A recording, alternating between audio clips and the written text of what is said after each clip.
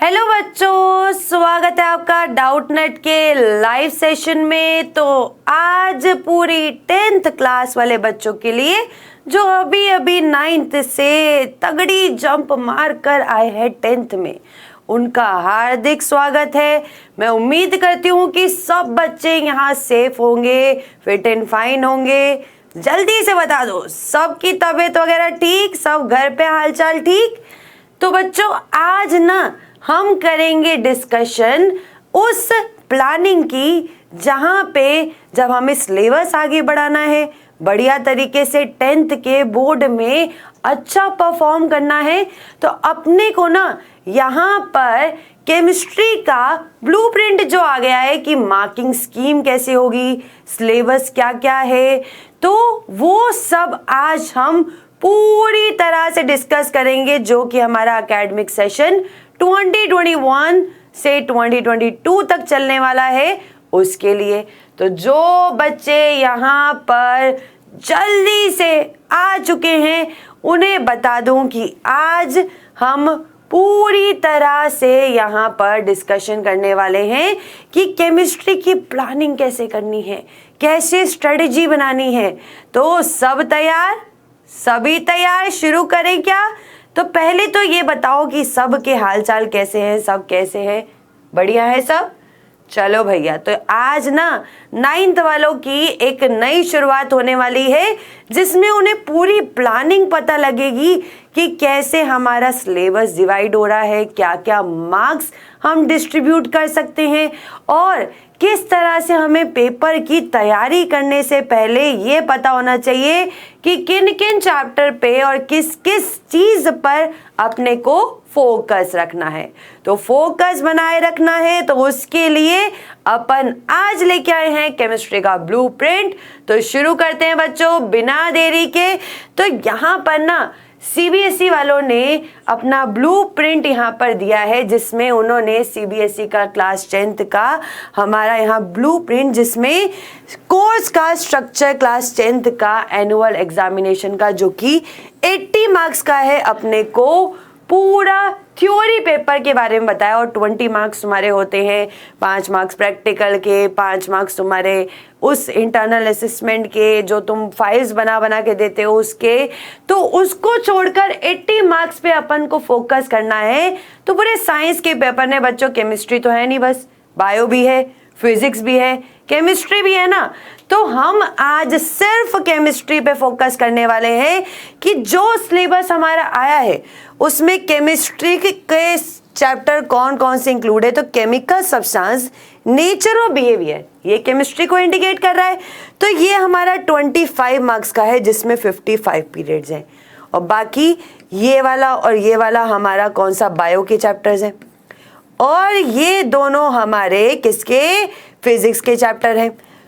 तो इनका जो सिलेबस है वो हमारा कुछ इस तरह से डिवाइड है। तो यहाँ पर हम देख सकते हैं कि टोटल मेरे पास 80 मार्क्स का पेपर आएगा जिसमें से 25 मार्क्स मेरी गारंटी की वो पक्के तुम्हें स्कोर करके दिखाऊंगी। मैं तो कर लूंगी, तुम्हें साथ में पूरा साथ देना पड़ेगा। तो यहाँ पर ना हम स्ट्रेटेजी भी डिस्कस करेंगे कि कैसे हमारा पेपर यहाँ पे डिवाइड होने वाला है। क्लियर? अब यहाँ पे ना बच्चों पेपर के आने का अप्रोच कैसा है, कैसे पेपर आएंगे। तो पेपर में ना एग्जामिनर ना हमारे साथ जो चीजें हमें परख के देता है, सबसे पहली चीज कि वो यहाँ पर असेसमेंट एरियाज, मतलब कहाँ कहाँ हमारी नॉलेज जांचता है, उसमें नॉलेज और अंडरस्टैंडिंग में कैसे क्वेश्चन आते हैं। तो 46% जो है हमारा नॉलेज और अंडरस्टैंडिंग में क्वेश्चन आएंगे कि डायरेक्टली हमसे पूछेंगे what is ionic bond, what is catenation. तो ऐसी डेफिनेशन, इसको एक्सप्लेन करना, मतलब डायरेक्टली जहां एक्सप्लेन करने वाला थ्योरेटिकल कंसेप्ट होगा ना, जहां अंडरस्टैंडिंग जो टॉपिक हमने समझा है उसको कॉपी में फ्रेम कर कर सुंदर सुंदर राइटिंग में पॉइंट वाइज यहाँ पर उतार के आना है। वो चीज 46% हमें एग्जामिनर देगा कि उस पे हमें परखा जाएगा, उस पे हमारा इम्तिहान लिया जाएगा। ठीक है? और साथ में जो नॉलेज और कंसेप्ट हमने सीखे हैं उन पे एप्लीकेशन, मतलब वहां पे ना ऐसे क्वेश्चन आएंगे कि कुछ डिस्टिंग्विश करने वाला, इवैल्यूएट करने वाला टेबल बना के दे दिया जाएगा, कंपेयर करो कि इसमें कौन सा एलिमेंट किससे ज्यादा मेटालिक है, कि कौन ज्यादा नॉन मेटालिक है। तो ऐसे क्वेश्चन हमारे यहाँ पर आएंगे। तो यहाँ पर अगला है हमारा एनालाइज, इवैल्यूएट, क्रिएट। ये 32% होगा। मतलब जहां पर ना हमारे पास केस स्टडी वाले क्वेश्चन, असर्शन रीजन वाले क्वेश्चन, ये एनालाइज करना, उसको क्रिएट करना, इवैल्यूएट करना, ये क्वेश्चन आएंगे। तो जैसे अभी ना इस साल जो 10th का हमारे 4 सेक्शंस में डिवाइड हुआ है, ए, बी और सी और डी में, जिसमें ए में हमारे 1 मार्क्स वाले क्वेश्चन है और 1 मार्क वाले क्वेश्चन हमारे 20 है यहाँ पर, जिसमें क्या है कि हमारे पास ऑब्जेक्टिव टाइप क्वेश्चंस है, असर्शन रीजन टाइप क्वेश्चंस है और हमारे पास शॉर्ट आंसर्स है और case based studies, passage based studies, integrated assessment based questions हमारे पास आएंगे। ये सब कहाँ है? हमारे पास जो ए सेक्शन है ना, उसमें case study questions, assertion reason question, objective type question. तो एक बच्चे का डाउट है कि मैम उन बच्चों का क्या है जिनके अभी पेपर नहीं हुए हैं, क्लास 10th के जो अगले साल एग्जाम देंगे, ये उनके लिए है। जी हाँ, ये उनके लिए है जो क्लास 10th के अगले साल हमारे एग्जाम देंगे। तो कुछ बच्चों को तो अभी लग रहा होगा कि जैसे इस साल बच्चों के पोस्टपोन्ड हो गए हैं, कैंसिल हो गए हैं, तो ऐसा लकी हम भी होंगे क्या कि ये कोरोना टाइम चलता रहेगा और हम आगे हमारे पेपर कैंसिल हो जाएंगे? क्या हमारे साथ भी ऐसा होने वाला है? तो अब की सिचुएशन देख के लग रहा होगा बच्चों को कि हमारे भी पेपर कैंसिल हो जाएंगे, तो लीनियंट लेके चलते हैं, पढ़ेंगे वढ़ेंगे नहीं, क्योंकि फ्री के मार्क्स हमें मिल रहे हैं, हमें मतलब जांच परख कर हमें मार्क्स दे दिए जाएंगे, तो पढ़ने की क्या जरूरत? तो ऐसा नहीं है बिल्कुल। ये चीज दिमाग से निकाल देना, क्योंकि जो बच्चे अभी पास कर दिए गए ना, उन्हें 11th में बहुत दिक्कत होने वाली है। क्यों? क्योंकि उनका इतना सारा सिलेबस तो डिलीटेड था और 11th में जब जाएंगे ना, तो वो चीजें जो उन्होंने अभी क्लास 10th में डिलीटेड सिलेबस में नहीं पढ़ी है ना, वहां उन्हें तगड़ी दिक्कत आने वाली है। तो ये दिक्कत तुम्हें ना आए तो तुम्हें पूरा सिलेबस अभी दिया गया है, कुछ भी डिलीटेड नहीं है। ये उन बच्चों के लिए जो क्लास 9 से अभी 10th में आए हैं, तो उनकी बिल्कुल नई शुरुआत करने वाले हैं कि यहाँ पर ना आपके लिए कोई डिलीटेड सिलेबस नहीं है, हर चीज को डिटेल में पढ़ेंगे ताकि 11th क्लास में जाके ना कहीं भी हमें झिझक या फिर कहीं भी ये कमी ना लगे कि भैया ये टॉपिक छूट गया, आप कहाँ से पीछे से स्टडी करें। ठीक है, तो यहाँ पर ना पूरी तरह सिलेबस को टटोलेंगे, किस तरह के क्वेश्चंस आते हैं। जैसे बी पार्ट में 2 मार्क्स के क्वेश्चन आते हैं, ये लगभग हमारे 6 क्वेश्चन होंगे, 6 से 7 क्वेश्चन होंगे, और इसमें 3 मार्क्स के क्वेश्चन आते हैं, ये हमारे लगभग 7 क्वेश्चन, 6 से 7 क्वेश्चन ये होंगे। और डी सेक्शन में हमारे 5 मार्क्स के क्वेश्चन आते हैं, जो कि 3 क्वेश्चन होंगे अलग अलग हमारे किससे, अलग अलग सब्जेक्ट से, फिजिक्स, केमिस्ट्री, मैथ से। और जो ए पार्ट में ना 1 to 16 है क्वेश्चंस, इसमें ऑब्जेक्टिव टाइप और असर्शन रीजन क्वेश्चन होंगे, और बाकी 17 से 20 तक ना हमारे केस स्टडी क्वेश्चन आएंगे, पैराग्राफ बेस्ड। जैसे हमारे इंग्लिश में होता है ना, पैराग्राफ दे दिया जाता है और हमें आगे फर्दर उसमें आंसर ढूंढने होते हैं। ठीक है, तो मैम आप हम लोगों को साइंस ही पढ़ाएंगे ना? जी हाँ, मैं आप लोगों को केमिस्ट्री पढ़ाने वाली हूँ और इसमें केस बेस्ड वाले क्वेश्चन भी होंगे। जी हाँ, ए पार्ट में केस बेस्ड वाले क्वेश्चन भी होंगे, जो कि 17 से लेकर 20 तक क्वेश्चन होंगे, बहुत इजी होते हैं। और ये बताती हूँ कि ज्यादातर ये कौन से चैप्टर से आ सकते हैं।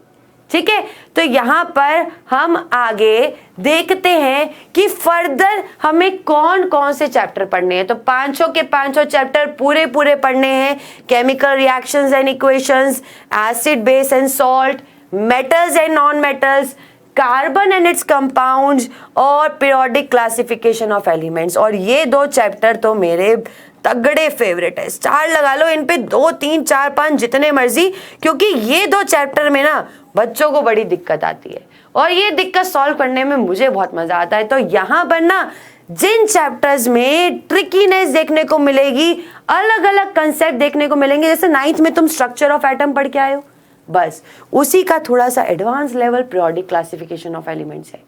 तो वो चीजें भी बेस भी हम क्लियर करके चलेंगे अगर 9th का क्लियर नहीं होगा। और बाकी कार्बन एंड इट्स कंपाउंड्स इतना वास्ट चैप्टर है, इतना ट्रिकी चैप्टर है, तो अभी डिस्कस करते हैं इनके बीच में क्या क्या डिस्कस करना है, क्या क्या चीजें हमें पढ़नी है। तो एक बार ना प्लान होता है ना, एक स्ट्रेटेजी होती है ना, तो हमें पता लग जाता है कि आगे मुझे क्या क्या चैप्टर पे फोकस करना है, क्या क्या चीजें समझनी है, क्वेश्चंस कैसे आते हैं। वरना ऐसे अंधों की तरह पढ़ने से कोई फायदा नहीं कि कोई प्लान नहीं, कोई कुछ नहीं, बस पढ़े जा रहे हैं और आगे का कुछ सोचा नहीं, बस यहीं पे सब खल्लास। तो यहाँ पे बच्चे का डाउट है कि इनमें से कुछ चैप्टर डिलीट भी तो है ना। बिल्कुल नहीं बच्चा, यहाँ पर कोई चैप्टर डिलीटेड नहीं है। और जो इस साल वाले बच्चे हैं ना, जो 10th से अभी 11th में जाने वाले हैं, उनके जो यहाँ पे कार्बन एंड इट्स कंपाउंड्स और पीरियोडिक क्लासिफिकेशन और मेटल्स और नॉन मेटल्स में जो टॉपिक मजेदार थे ना, वो तो उनके डिलीट हो गए। तो उनके लिए तो सिलेबस बहुत ईजी था, पर हम अपने लिए भी सिलेबस बहुत इजी बनाएंगे। ठीक है, तो अभी तो कुछ भी डिलीटेड नहीं है। हमें केमिकल रिएक्शंस और इक्वेशन में केमिकल इक्वेशन बनाना सीखना है। यहाँ पे क्वेश्चन कैसे आते हैं ना, यहाँ पे ज्यादा से हमारे 3 मार्क्स का एक क्वेश्चन आता है, और वो 3 मार्क्स का क्वेश्चन ना टाइप्स ऑफ केमिकल रिएक्शन से आता है, जिसमें हमारे कॉम्बिनेशन रिएक्शन से नहीं आएगा, ज्यादातर डिकम्पोजिशन से नहीं आएगा, डिस्प्लेसमेंट रिएक्शन से ज्यादा क्वेश्चन आते हैं, और रिडॉक्स रिएक्शन से, ऑक्सीडेशन और रिडक्शन से ज्यादा क्वेश्चन आते हैं। और यहाँ पे 1-2 मार्क्स वाले भी 2-3 क्वेश्चन आएंगे, तो टोटल 4 से 5 मार्क्स का यहाँ से क्वेश्चन आते हैं। तो केमिस्ट्री इजी है क्या कि 10th की इजी है या हार्ड, पढ़ना तो है ही।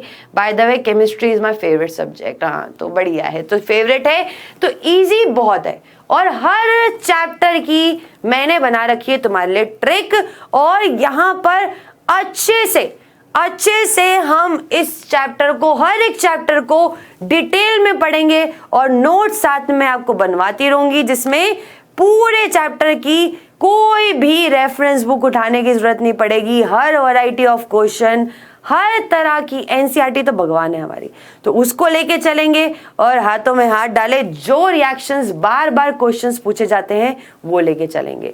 तो यहाँ केमिकल लोचा पढ़ना है, और उस केमिकल लोचे में ये चीजें अपने को पढ़नी है। और आगे देखें तो एसिड बेस और सॉल्ट में, एसिड बेस और सॉल्ट में जो क्वेश्चंस आते हैं वो जनरली हमारे पीएच स्केल के ऊपर आते हैं, कि पीएच कैसे हम H पॉजिटिव आयन की कंसंट्रेशन निकाल सकते हैं।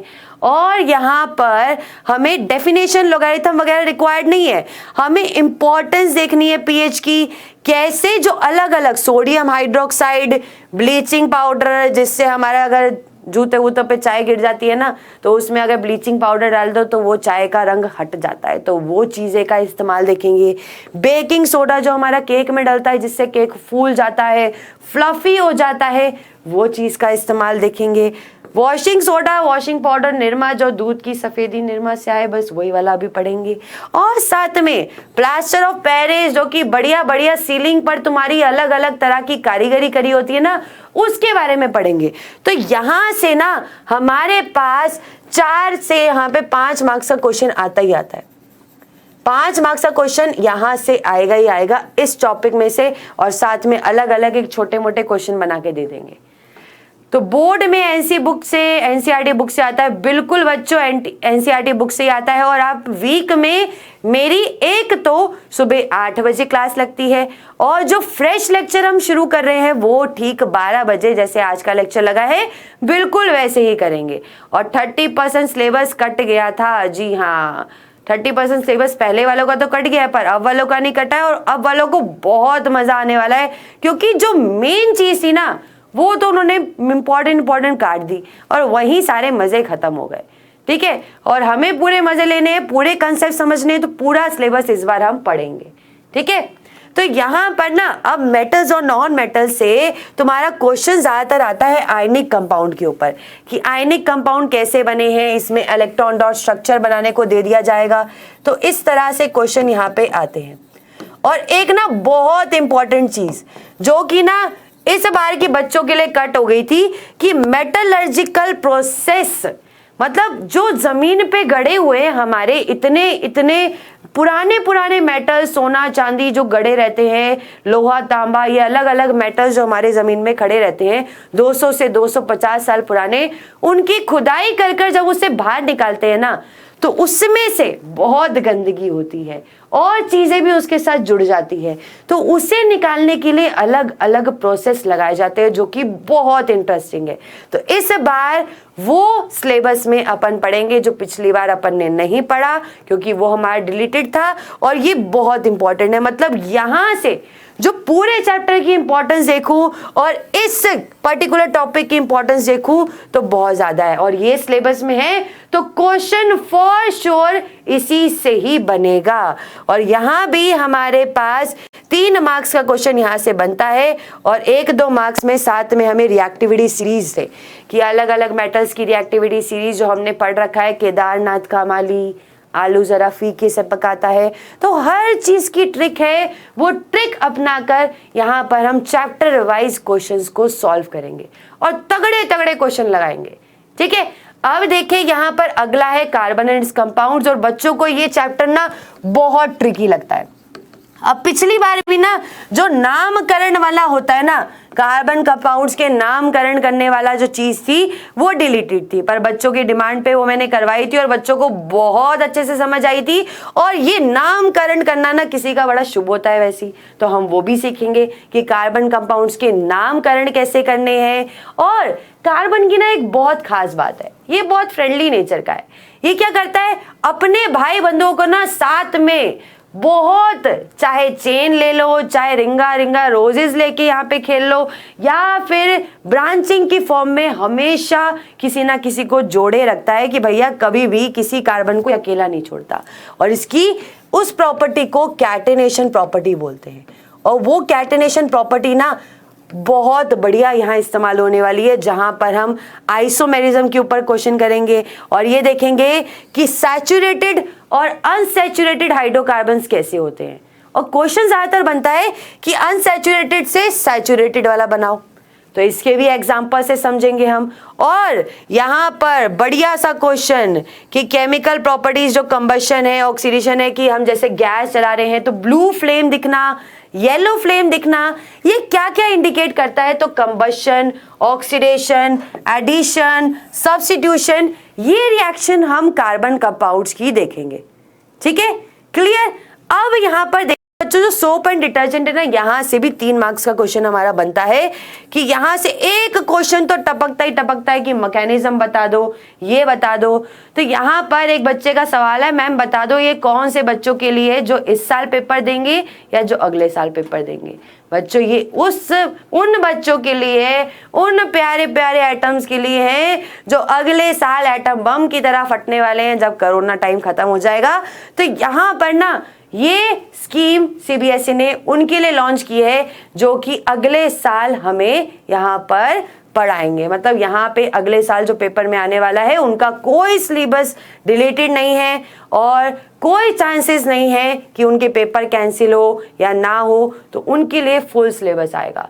तो बच्चों मैं भी आपको पढ़ाऊंगी, स्वाति मैम भी पढ़ाएंगी, मिलकर दोनों मैम आपको पढ़ाएंगी। तो जिनका आपको समझ आएगा उनका पढ़ना, और जहां मजे आए वहां पढ़ेंगे, और दोनों मिलकर चैप्टर्स आपको पढ़ाएंगी और दोनों मैम आपको मिलकर अच्छे से तैयारी कराएंगी।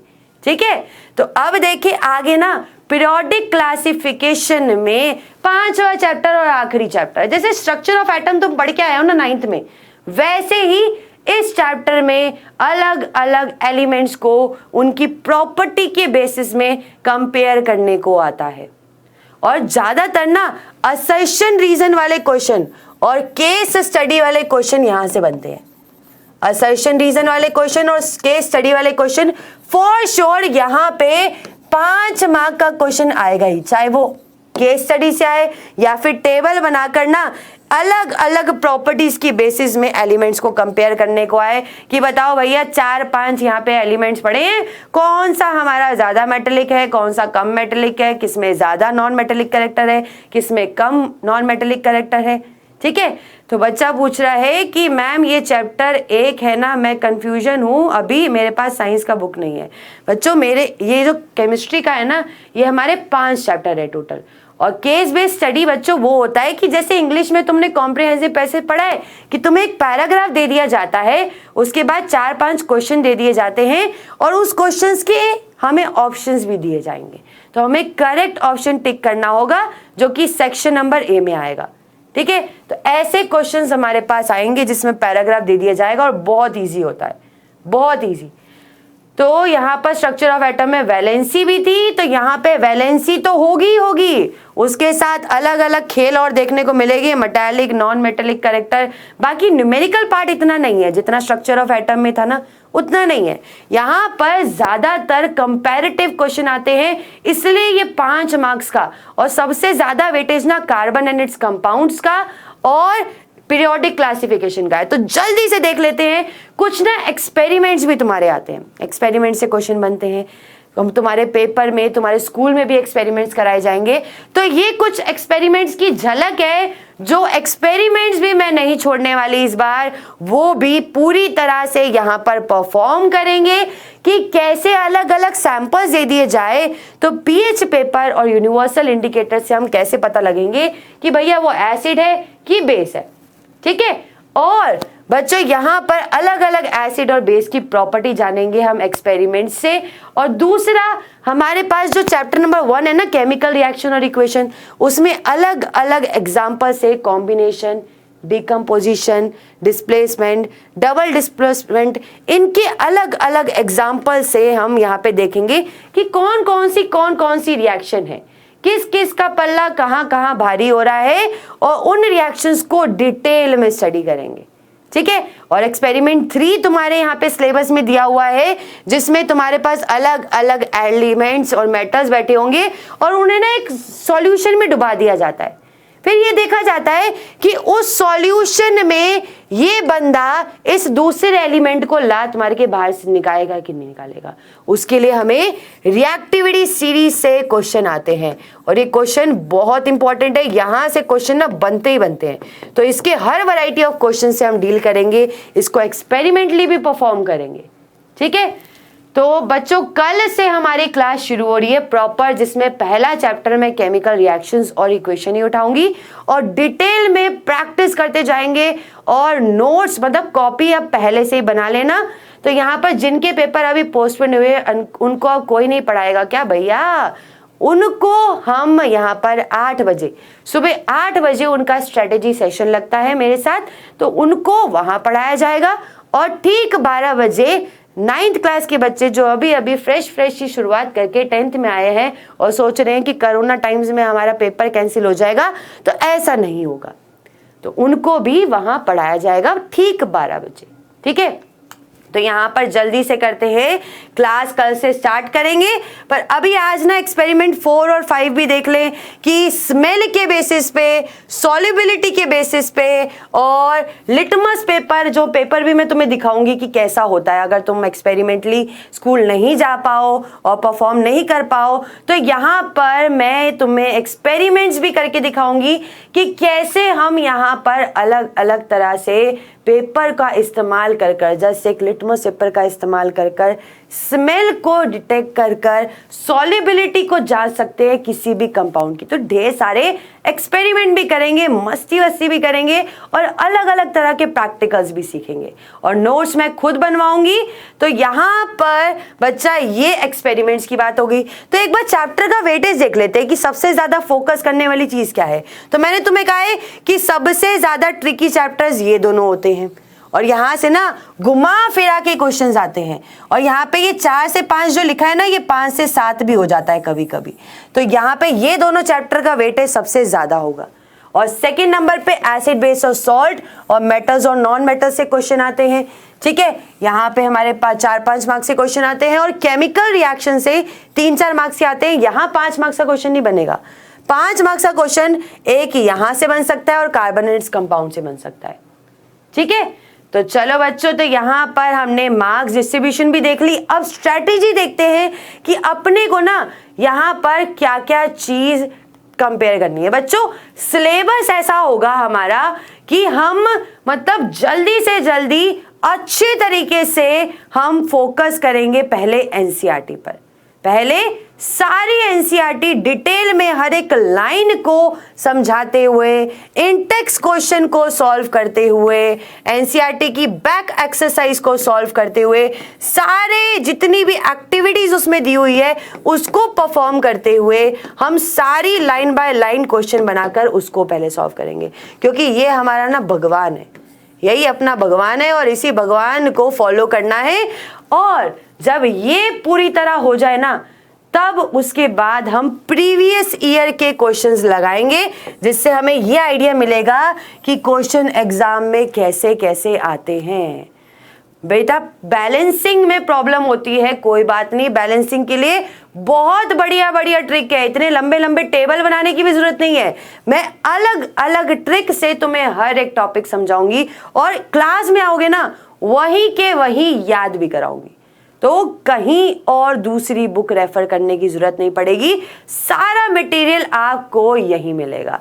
तो आज का कोई होमवर्क नहीं है, आज चिल मारो, पर कल से जो होमवर्क दूंगी ना वो चीज अपनी पूरी क्लियर होनी चाहिए, ठीक है। तो बच्चों आज का सेशन यही एंड करते हैं। और कोई क्वेश्चन है बच्चों तो पूछो जल्दी से कि यहाँ पर हमें कैसे तैयारी करनी है। जस्ट 5 चैप्टर है हमारे पास और उस 5 चैप्टर में अपने को आग लगा देनी है, बिल्कुल हर एक रिएक्शन को ऐसे लिखना है कि यहाँ पर याद करने की जरूरत नहीं पड़ेगी। रिएक्शन हर एक चीज में मिलेगी, पर याद करने की जरूरत नहीं पड़ेगी। यहाँ तुम्हें रिएक्शन खुद बनानी आ जाएगी, इस तरह से मैं सिखाऊंगी, ठीक है। तो और कोई बच्चों की दिक्कत, और कोई सवाल जल्दी से पूछो, और कोई सवाल। तो बच्चों पूरी तैयारी से जुट जाओ, कल से क्लासेस शुरू होने वाली है, न्यू बैच शुरू होने वाला है। पहला चैप्टर में केमिकल रिएक्शंस और इक्वेशन शुरू करूंगी। और अपने आप को बिल्कुल सेफ रखो, बिल्कुल प्रिकॉशन बरतो, कोरोना से बिल्कुल बच के रहना है ताकि हमें पढ़ाई अच्छे से करनी है, ठीक है। और यहाँ पे बोर्ड्स आ गए हैं तो बिल्कुल अपनी हेल्थ के साथ खिलवाड़ नहीं करना है, बिल्कुल सावधानी बरतो और अच्छे से अपने आप को नीट एंड क्लीन रखकर, दिमाग के पूरे पर्दे खोलकर यहाँ पर फोकस अब पढ़ाई पे हो जाना चाहिए। मस्ती भी करेंगे, पढ़ाई भी करेंगे, दोनों चीज मिलके करेंगे और कंसेप्ट ऐसे समझेंगे कि कोई चीज ना बोरिंग ना लगे, वहां हर चीज में मजे आए, ठीक है। तो यहाँ पे कौन सी बुक बढ़िया रहेगी एनसीईआरटी को छोड़कर? तो बच्चों एनसीईआरटी को अभी पहले भगवान मान के चलना है, धीरे धीरे मैं सेशन लगाऊंगी तो आपको बताती जाऊंगी कि कौन कौन सी बुक रेफर करनी है, और कोई बुक खरीदने की जरूरत नहीं है, सब कुछ यहीं कराऊंगी मैं, ठीक है। तो यहाँ पर क्लास केमिस्ट्री का टाइम क्या है? सुबह 8 बजे बच्चों हमारे पास बोर्ड का स्ट्रेटेजी सेशन होगा, जिसमें मैं यहाँ पर उन बच्चों की क्लास लूंगी जो कि अभी 10th से जाने वाले हैं जंप मारकर 11th में, और जो बच्चे 9th से अभी जंप मारकर बोर्ड की तैयारी के लिए 10th में आ रहे हैं, उनके लिए ठीक 12 बजे अपना लगेगा सेशन, जिसमें न्यू क्लासेस हमारी शुरू हो रही हैं।